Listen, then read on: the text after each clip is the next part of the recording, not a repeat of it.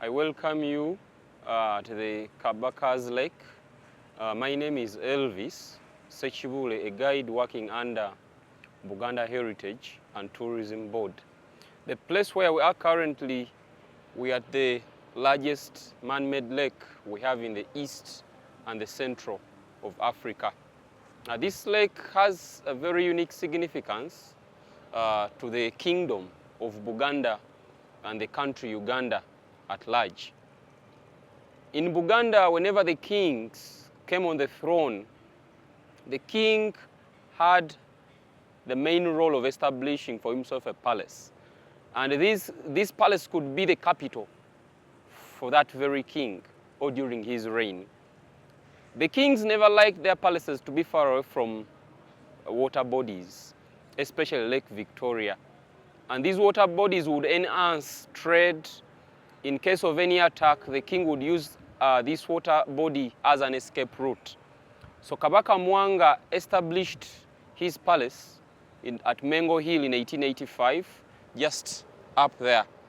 It's a very short distance from the lake here to the king's palace, Mwanga. That's why he established his palace. Then the official digging of this lake began in 1886. Kabaka Mwanga gave this work to a rich gentleman known as Musoke. Musoke spearheaded the initial digging of this lake. This lake was dug manually using hands. They could use tools, the local tools like hoes, spades, baskets, which could help them to cut out mud and dump it up there. Actually, most of the county chiefs in the kingdom, they were in charge of overseeing and looking after this work which was being done here. People could wake up early morning at exactly 6 a.m. and they could leave work at exactly 6 p.m. late in the evening. County chiefs, they could come here and inspect the rolls, and Musoke was the chief who could instruct the digging. Later, Musoke failed, and the work was taken to Kagwandi Mukulaga. That was his name. Kagwandi Mukulaga did the second stage of the digging of this lake, and later Wakome Chiengera finalized this work. The intention of this lake was to reach Lake Victoria along the river which crosses to Chibuye, then Nalukolongo. The king had a palace in Munyonyo, that side. In his Munyonyo palace, that's why he could carry the goods from Munyonyo to the palace, or from the palace of Mengo, then to Munyonyo. So this lake is sitting in between two hills. We have the hill of Mengo and the hill of Rubaga. And actually it has two roads which cross it. We have Nabunya Road and then Mengo Ring Road. Before this lake was established, this was a swamp which was commonly known as Nsike. Nsike was the swamp where the Bagana people could do their athletics, especially wrestling and entertainment of the king.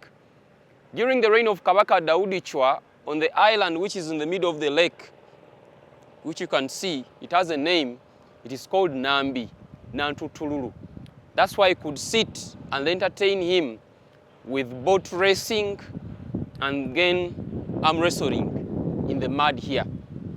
This lake has a lot of importances today. It's a tourist attraction in the middle of Kampala, and it houses a number of bird species.